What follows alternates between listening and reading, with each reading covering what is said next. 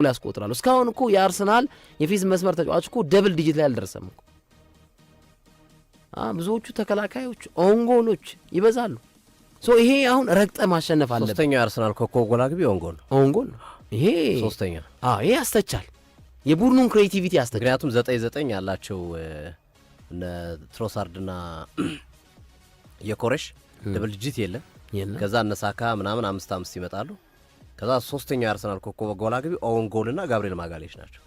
ይሄ ጥያቄ ውስጥ ይፈጥራል። አሁን አድማጮችም መለስ ብላችሁ ቀላል ስለሆነ ቴክኖሎጂው ሲቲ በዚህ ሰዓት ወይም ሊቨርፑል በዚህ ሰዓት የእንግሊዝ ፕሪሚየር ሊግን ዋንጫ ሲያነሱ የፊት መስመር ተጫዋቾቻቸው ያስቆጠሩት የጎል ብዛት ስንት ነበር? 7 ነው? 4 ነው? 5 ነው?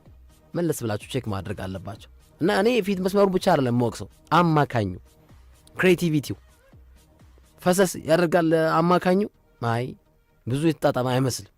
እና የስኮልስ ሀሳብ ላይ የሚመርጠው ወረስቲም አይደለም። አርሰናል ጠንካራ ተከላካይ ራሱ መኖሩ እኮ አስፈሪነቱን ይገልጻል እኮ፣ ጥያቄ የለውም።